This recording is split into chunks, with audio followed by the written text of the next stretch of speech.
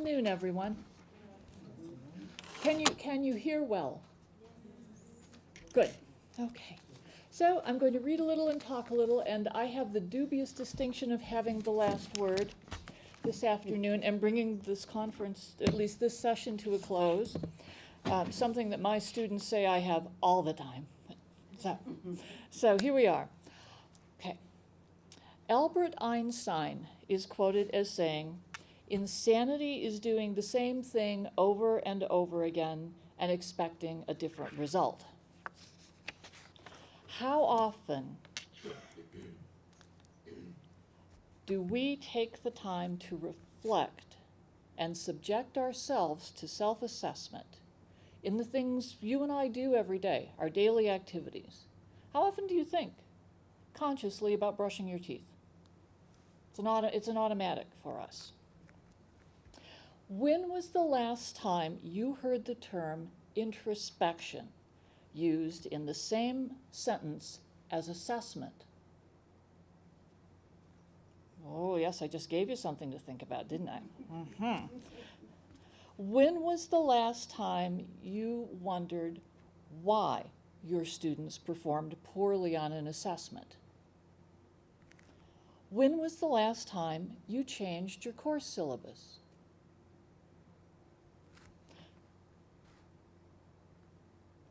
Isn't it time to think perhaps about change? We grow through change. Now, in the 1970s, Chris Argyris, a business theorist at Harvard Business School, began to research what happens, particularly at the organizational level, to people when they do the same thing over and over and over again, and they encounter an obstacle. He called the most common response single loop learning, okay? And an insular mental process in which we consider possible external or technical reasons as obstacles. Okay? The computer crashed. Okay? The dog ate my homework. Okay? All right, all of those very common things. Okay? And here we go. Why did you get a C? Why did you get an F on the exam? I didn't study diligently enough. Or I studied, but the questions on the exam weren't anywhere close to what I had studied. The power grid was offline. I had no internet connection. That was why I didn't complete my online test or my online assignment. Okay? So we're focusing on these types of issues. Okay? How we go back and reflect and put those types of reflective strategies, in other words, what can I do different? What would I change? What models would be better, different, better, best, good in terms of problem solving, and how we make that happen not only in face-to-face environments, but, if you will, the slippery slope of online education. So I'll give you an example. Okay? Things that we call disruptive innovation. Okay? Something that nudges us in the ribs. Okay? When steamships first traveled New York's Hudson River in the 1800s, they were not viewed as being particularly competitive, and they weren't much of a threat to the transoceanic sailing ships. So we go, who cares? No big deal. Okay? We thought the same thing about other innovations.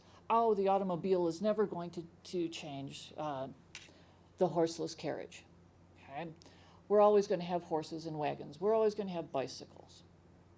Well, as it turned out, steamships were more expensive, less reliable, and they could only traverse short distances.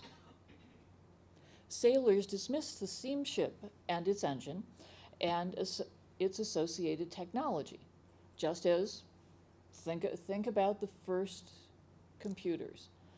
Oh, no, I can write faster. We don't, in U.S. primary and secondary schools, virtually no one writes in cursive anymore. The only thing students do now is they sign their name.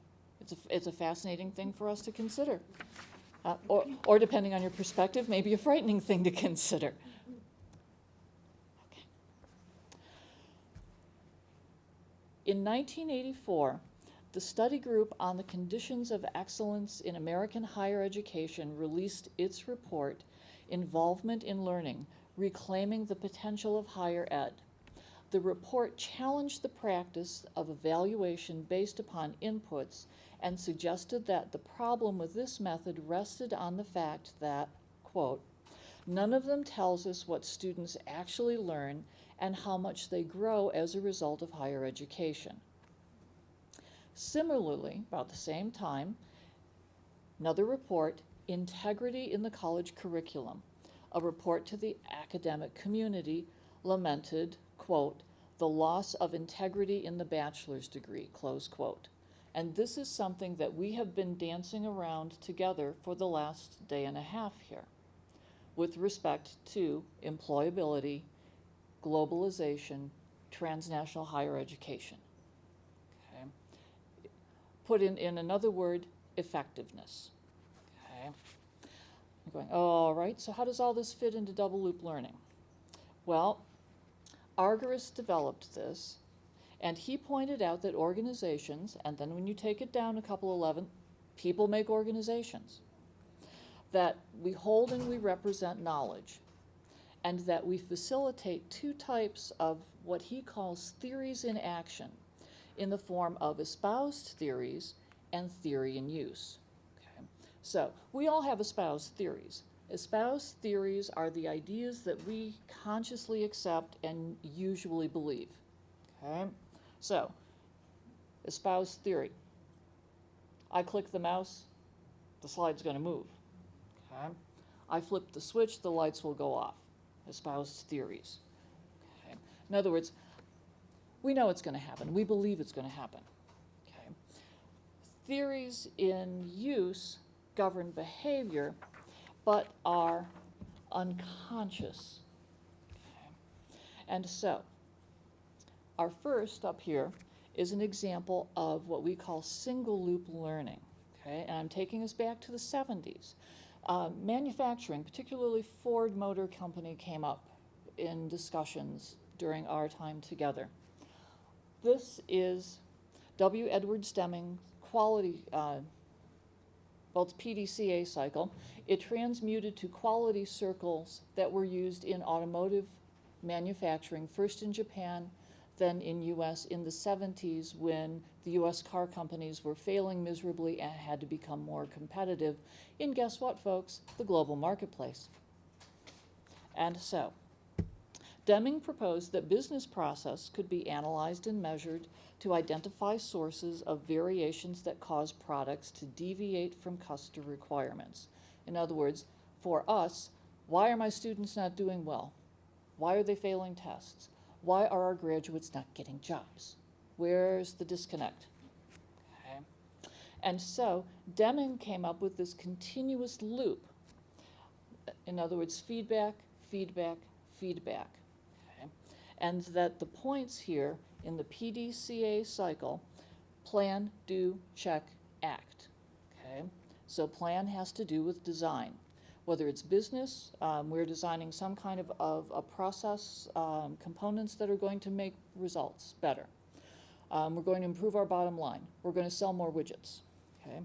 Do, when we implement that plan and we measure its performance.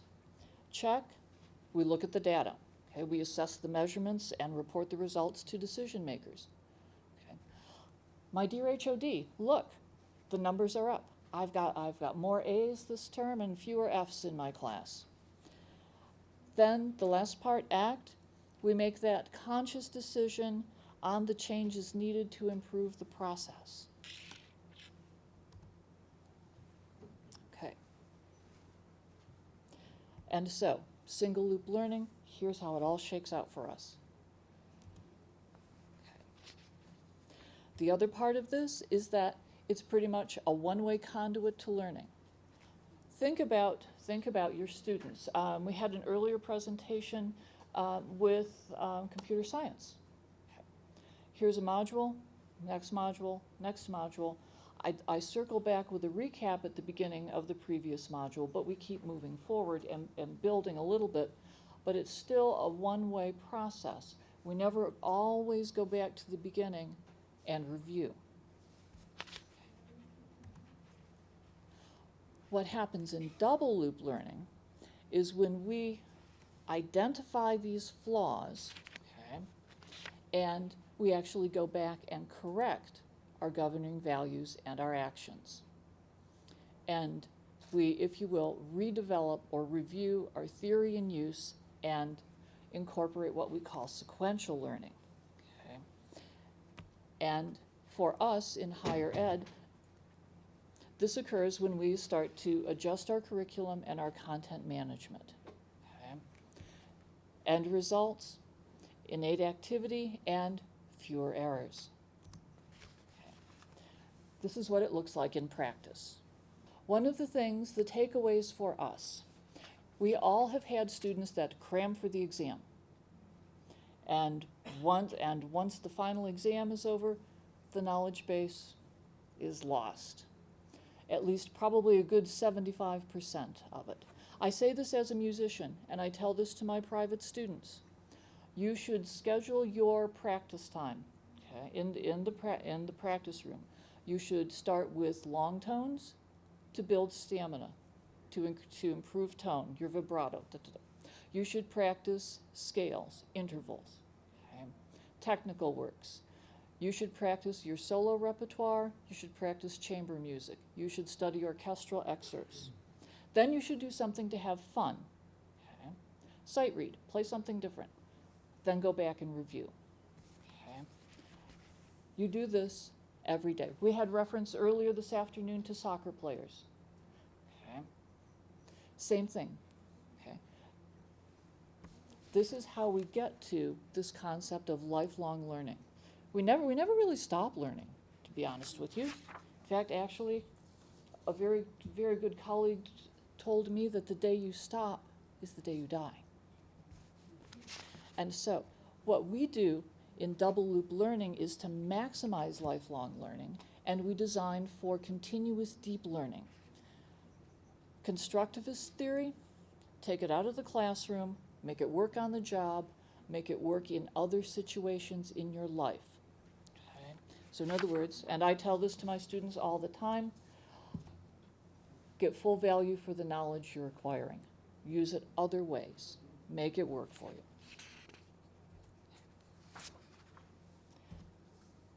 Cooper is an acronym, Collaborative Open Online Environment.